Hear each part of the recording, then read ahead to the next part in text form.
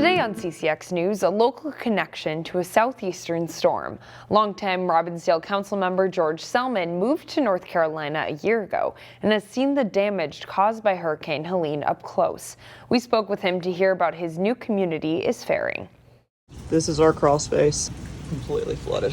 Even in the face of tragedy, and there's a lot of people that are still blocked in. Is community. Much like Minnesota, though, when the chips are down, everybody is working together and we're taking care of each other. In western North Carolina, neighbors work to pick up the pieces after flooding from Hurricane Helene. There's water everywhere, everything's drenched, and there's mud everywhere. George Selman, a transplant from Robbinsdale, is one of them. I'm actually wearing a Whiz Bang Days t-shirt today, because I only have about 75 of them. Selman left Minnesota partly because of its winter weather. He says his neighbors in Mars Hill tell him this storm system isn't typical. This is a first for most everybody here, even the people that are from here their whole life. Selman says his neighborhood was safe, except for many, many downed trees. All of his neighbors made it through the storm injury-free, and now they're helping each other. They're out there cutting trees that don't have power lines in them and things, and helping clear roadways and clear driveways. Selman says power is back, and water will be turned on soon, too. Just south of Mars Hill, though, in Asheville, things are more dire. It's extremely unusual for a tropical storm to come this far inland and then to camp here and just dump like it did. That was very unprecedented, and that's why these areas just aren't equipped to handle that sort of thing. Selman says hello to his friends back in Robbinsdale, and if you'd like to help flood victims, he recommends donating to the Red Cross.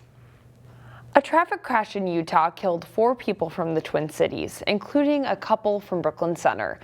The crash happened last Thursday in central Utah near the city of Price on U.S. Highway 6. Killed in the crash were 56-year-old Sang Her and 38-year-old Lee Tao, both of Brooklyn Center. Also killed were a St. Paul couple, B. Mua and Mai Lohr. The 4 Minnesotans were traveling with a church group when they were struck. The Utah Highway Patrol captured these photos of the wreckage. According to Utah troopers, a truck pulling 2 trailers swerved to miss an SUV that pulled in front of it, but the truck lost control, crossed a median into oncoming traffic, and struck a Nissan Rogue that the 4 Minnesotans were in, pushing their vehicle into a rock embankment. A Utah man riding in an ATV along the highway's shoulder was also killed. The city of Osseo is looking at a new partnership to operate its proposed municipal cannabis store. An investor called Red Pine Group spoke to the city council this week. It's offering to buy real estate and pay the upfront cost to operate a store for the city. In this agreement, Osseo would get 25% of the store's profits. It's estimated that it could bring $500,000 to the city each year. It's unclear if state law will allow for the arrangement, but the council was supportive.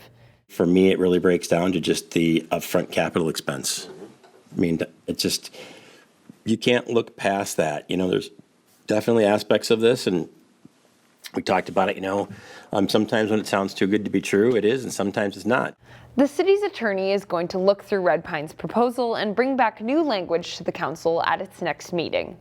The cost to buy a home could get slightly more affordable after the Federal Reserve cut interest rates by 0.5 percentage point last month.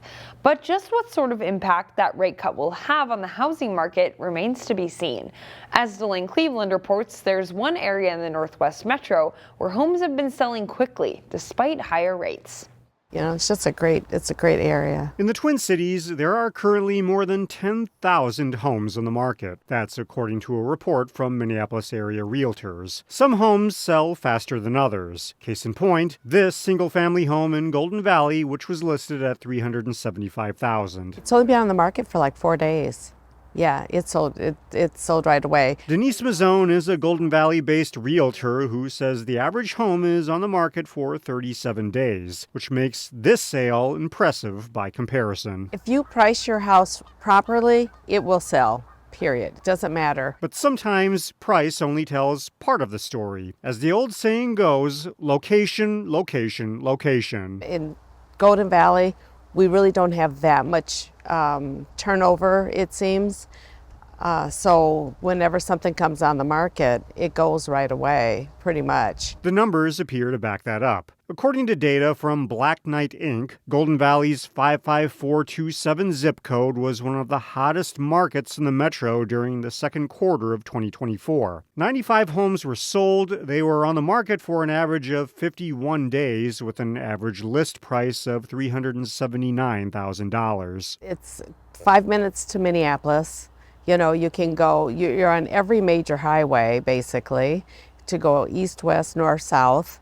Yeah, we have a beautiful park system. And if the home is priced around $400,000 or lower, that makes it even more desirable. In Golden Valley, Delane Cleveland, CCX News. And here's a look at the overall Twin Cities housing market. Sales of single-family homes have cooled a bit heading into fall. That's helped raise up inventory levels slightly with 2.6 months of supply. A balanced market is considered 4 to 6 months of available supply. In Maple Grove, you will be seeing a lot more pink this week. Thursday evening is a fun night to support a good cause. It's Girls' Night Out, benefiting the Hope Chest for Breast Cancer Foundation. 100% of ticket proceeds go to help support the financial needs of breast cancer patients. You also get a night of great shopping with discounts and all kinds of great sampling and vendors, and just a really great night to come out and support Hope Chest, to celebrate all the survivors of breast cancer and help fund the great work that Hope Chest does. This is the 15th year of the event, which goes from 4 to 7 on Thursday. The cost per ticket is $15 in advance or $20 at the door. We'll have more details at ccxmedia.org.